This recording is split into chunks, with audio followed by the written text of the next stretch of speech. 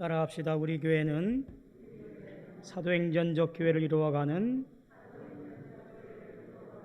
신앙 공동체입니다. 아멘. 어떻게 설명절 잘 보내셨나요? 어느 때보다도 좀 외롭고 쓸쓸했던 그런 명절이지 않을까 싶은 생각이 듭니다. 모이지 말라고 하니 모이는 것이 꺼려지고, 또 만나지 말라고 하니 또 만나는 것도 부자연스러웠던 명절이었던 것 같습니다. 영상으로만 만나고 전화로만 만났던 친인척, 부모, 형제들이어서 그런지 더 그랬던 것 같습니다. 사람은 어쩌면 만나야 행복하고 서로 얼굴 보고 마주하고 얘기를 나눠야 기쁜 것이 사람의 모습인데, 그러지 못해서 더욱더 안타까웠던 명절이었던 것 같습니다. 그럼에도 불구하고 주님의 은혜로 말미암아 새 힘 얻으시고 또 기쁨과 감사로 살아낼 수 있는 우리 모든 성도 되어지기를 주님의 이름으로 소망하며 축원합니다. 프랑스의 한 여성이 죽기로 결단을 합니다. 가진 방법을 통해서 다 죽음의 문턱까지 갔었지만 끝끝내 죽지를 못해요. 마지막으로 그가 결단합니다. 내가 아무것도 안 먹고 지내다가 죽으리라. 그 죽음의 순간을 일기로 또 이렇게 하나하나 기록을 합니다. 그 일기 가운데 이런 말이 있습니다. 탄식 17일째, 심장이 비어있는 것 같이 공허하다. 그런데 왜 아직도 죽지 않는 것일까? 32일째, 아직도 심장은 뛰고 있다. 음식을 먹고 싶은 생각밖에 들지 않는다. 영혼까지도 팔 수 있을 것 같다. 그러나 나는 지지 않을 것이다. 39일째다. 죽는 것이 이렇게 힘든 것인 줄은 몰랐다. 그러나 내가 겪었던 고독이 더 두렵다. 나는 고독보다도 죽음을 택하겠다. 45일째, 이제 몸을 움직일 수가 없다. 허리가 너무 아프다. 45일째 일기를 마지막으로 그녀는 숨을 거두었습니다. 사람들은 단식으로 죽은 이 여성이 프랑스에서 가장 인기 있는 잘 나가는 모델이었다는 소식에 다들 놀랐습니다. 화려한 곳에서 조명을 받으며 살았을 여인이었고 제법 여유도 있었던 사람인지라 그가 죽었던 이유를 잘 몰랐는데 나중에 그의 사인을 고독사, 외로워서 견딜 수가 없어서 죽었다는 말에 다들 놀래고 또 놀랐습니다. 우리가 살고 있는 이 땅에도 이 고독사에 대한 이야기들이 종종 매스컴을 타서 보여집니다. 외로워서, 고독해서, 혼자여서 그렇게 유명을 달리하는 사람들이 우리 곁에도 제법 있는 것을 보게 되어지지요. 이 세상의 어떤 방법으로도 세상의 공허함은 채울 수 없구나 라는 사실을 우리는 보게 되어집니다. 우리 인생 가운데 아무도 내 곁에 없을 때, 둘러보아도 눈길 하나 던져줄 사람 없을 때, 말 한마디 붙여주거나 붙일 사람이 없을 때, 이 큰 세상에 덩그러니 나만 내 팽개쳐져 있는 느낌이 들고 그야말로 우리는 절대 고독의 상황에 밀려질 때가 있다라고 하는 거지요. 그때 상실감이나 우울감이나 자괴감들이 우리를 힘들게 하고 괴롭게 하고 그리고 슬픔에 스스로를 가두게 만드는 원인이 되어집니다. 그런데 이거 분명히 아셔야 돼요.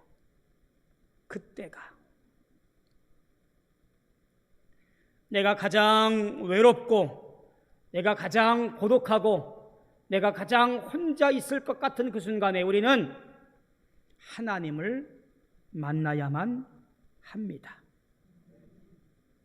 우리 지금 이 시대에 가장 많이 듣는 신조어 중에 하나가 뭐냐면 언택트라는 말이에요. 사람과 사람 만나는 것을 하지 말자, 직접 대면하지 말고 일 처리하자, 언택트라고 그렇게 부르는 신조어가 있습니다.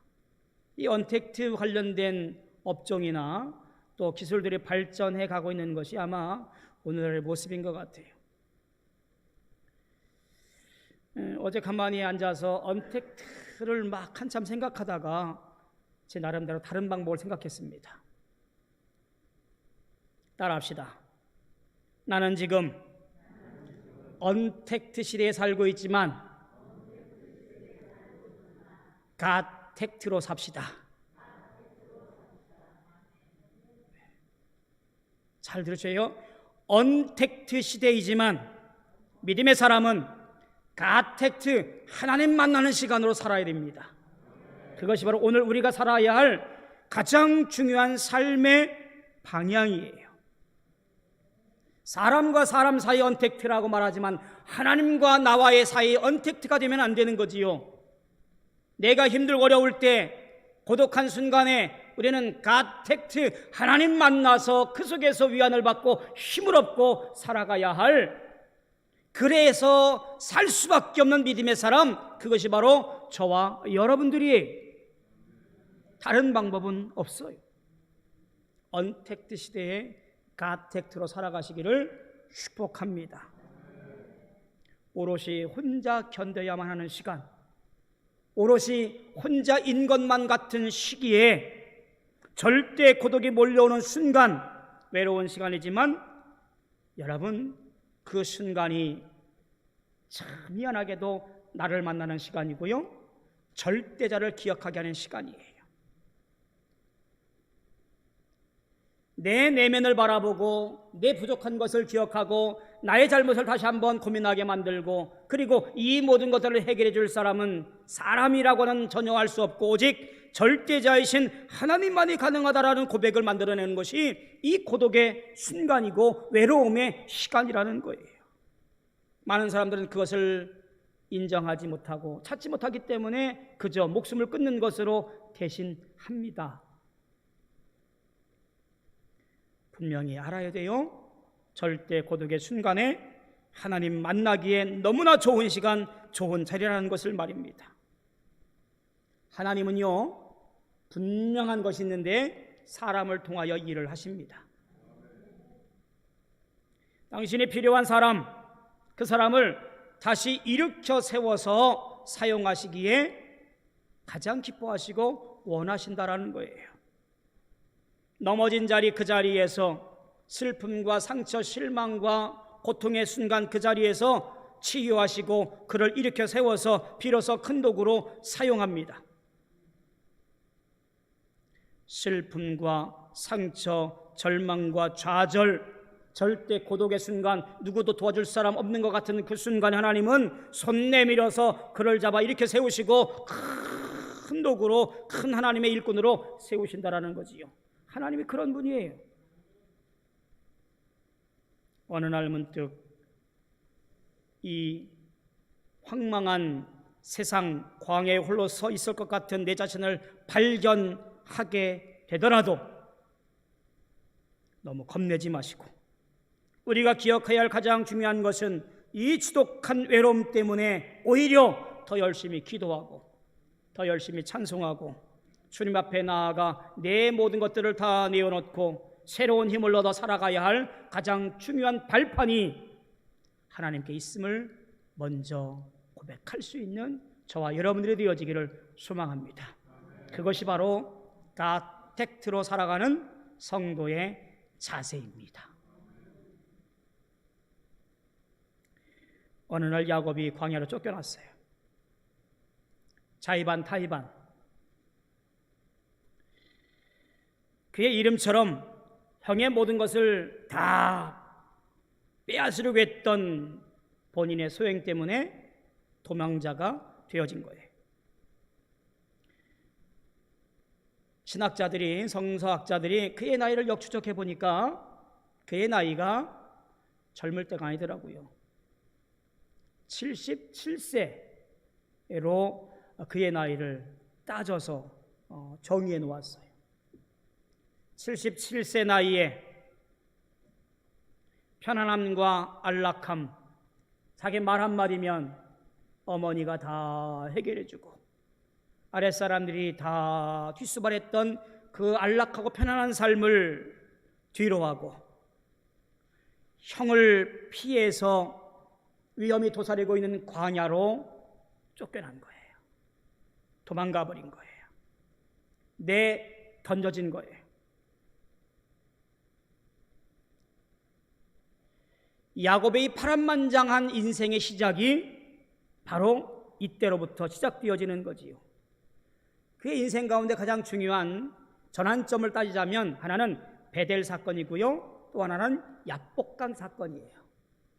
이 베델과 야복강이라고 하는 이 두 가지 곳에서 야곱은 정말로 귀한 전환기, 인생의 전환기들을 마련하게 되어집니다. 베델 언약이라고 하는 것은 어떤 거냐면 야곱이 이제 언약 가문의 계승자로서 축복을 얻었지만 이 과정에서 사리를 품은 형 에서를 피해서 저 바다나람에 있는 하란까지 가는 도중에 이제 베델이라고 하는 곳에서 노숙하다가 일어난 사건, 그게 바로 베델 사건이지요. 야곱을 언약 후손의 계승자로서 확증한 곳, 그것이 이제 베델이고 이 모든 것들을 하나님께 서원하며 약속을 얻었던 것이 베델 언약의 장소이지요. 야복강은요 20년 후에 재산과 그리고 모은 식솔들을 다 끌고 고향으로 돌아오지만 처참해진 자기 자신을 그 모습 그대로 들여보낼 수 없어서 다 떠나보내고 야복강 강가에서 그날 밤 끊임없이 괴롭고 슬픔을 지쳤던 밤을 보냈던 곳, 그곳이 야복강이잖아요. 하나님의 사자와 만나서 나를 축복하지 아니하면 내가 여기를 떠날 수 없습니다. 내 인생을 다시 한번 재정립하고 용서해 주지 아니하면, 내 모든 잘못을 이곳에 다 묻어주지 않으면 내가 이곳을 떠날 수 없습니다 라고 끈질기게 기도했고, 그리고 그곳에서 너는 하나님과 겨루어서 이겼노라고 하는 이스라엘로 변화되어지는 인생의 놀라운 전환기가 이 야복강에서 비춰지는 이야기예요. 결국 그는 그 대가로 환도뼈가 부러지는 그런 경험도 하게 되어집니다. 오늘 그 첫 번째 전환점이었던 베델에서의 사건이에요. 베델 언약은 다른 것이 아니라 하나님께서 이제 야곱을 통해서 하나님의 형통과 아브라함의 언약의 계승자로 정하시고 땅과 후손의 약속을 골자로 하는 언약을 세워준 거지요.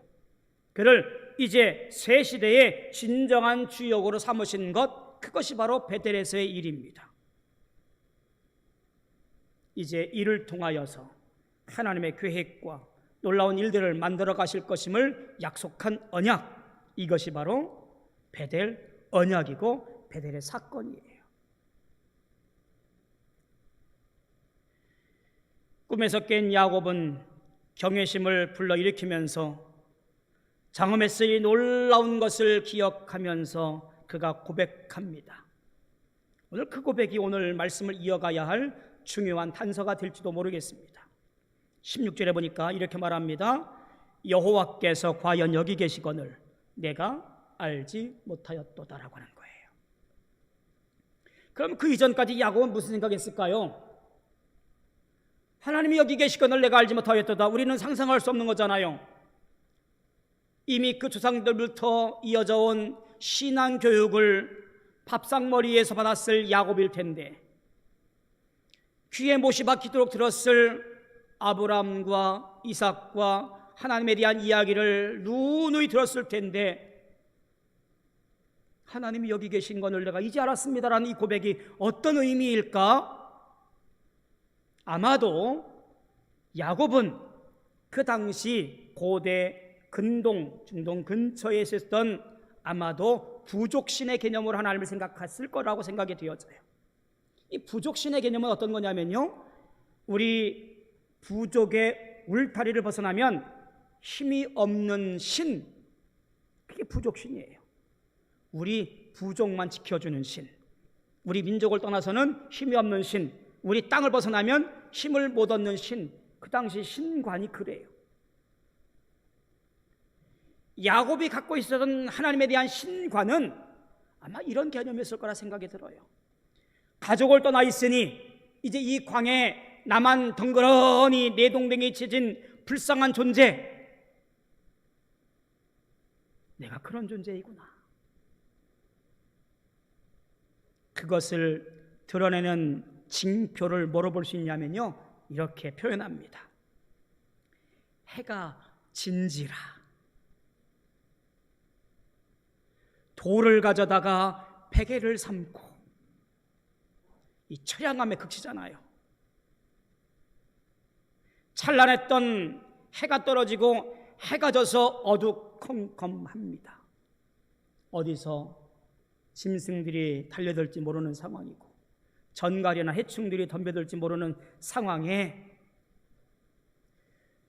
주변에 있었던 흔하디하는 돌 하나 끌어다가 딱딱한 베개 삼아 누워있을 야곱, 쓸쓸하고 외로운 그의 모습을 대변해 주고 있는 것이 바로 여기지요. 어제까지만 해도 저 따뜻한 집에서 양털로 만들 푹신푹신한 베개로 응석바지하면서 누워있었을 야곱이었지만,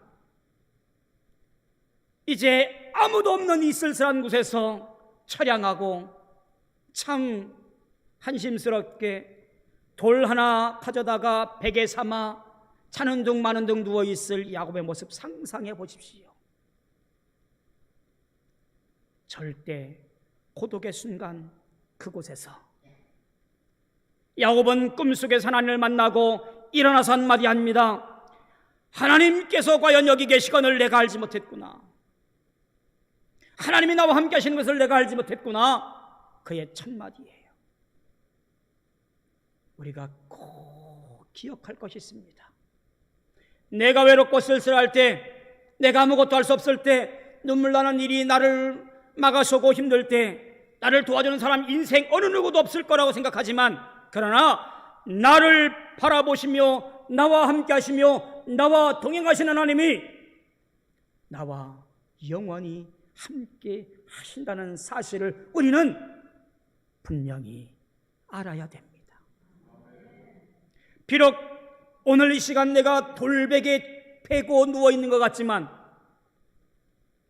해가 져서 빛이라고 하는 눈꼽만큼도 없는 상황이라 할지라도 하나님은 내 곁에서 나와 함께 계시고 같이 돌베개 베고 계시며 어두컴컴한 곳에서 내 손잡아 야무개야 내가 너와 함께 할게 걱정하지 말어 라고 말씀하고 계시고 동행하신다는 사실을 우리는 꼭 기억해야 됩니다.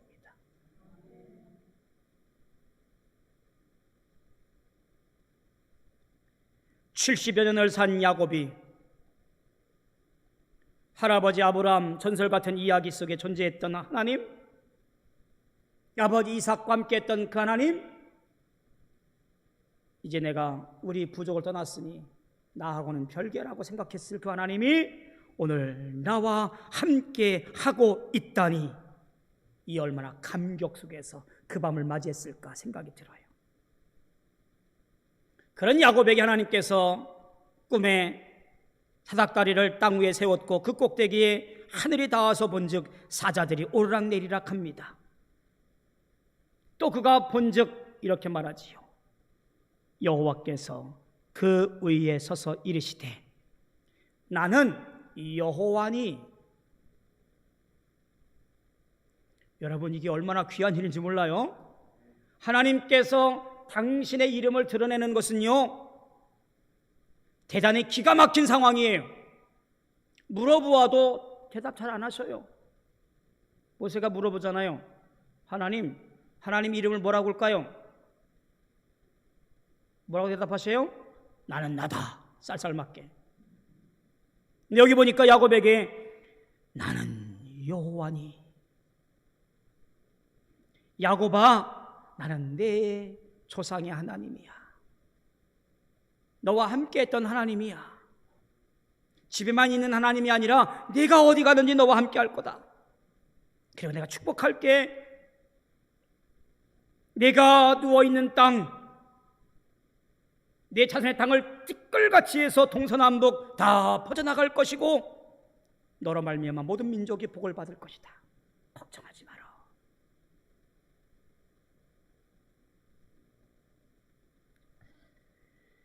야곱이 이 말씀 듣고 얼마나 마음이 든든했을까.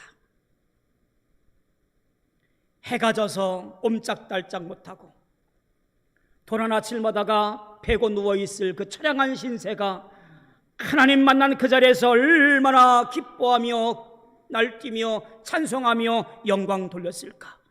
하나님이 나와 함께 하신 것을 내가 이제 알았노라. 내가 왜 이것을 몰랐을까. 하나님이 나와 함께 계시는 것을 내가 왜 이제 알았을까 라고 찬송했을 그의 모습. 그가 이렇게 하나님께 소원합니다. 18절에 보니까 일찍 일어나서 베개로 삼았던 돌을 가져다가 기둥으로 세우고 그 위에 기름을 붓고 그곳 이름을 베델이라 하였다. 간밤의 처량함과 외로움과 고독의 상징이었던 그 돌베개를 가져다가 세우고 그곳에 기름을 부었습니다. 기름은 하나님의 기름 부음 받은 것, 정결케 하는 것, 약속을 받는 것, 서원의 장소, 이것을 상징하는 거지요. 이제 괴로움과 두려움은 다 떠나가 버리고 하나님의 약속과 서원을 만지고는 놀라운 축복의 장소인 것을 말하는 것이 곧 돌베개로 세운 이 비석이에요.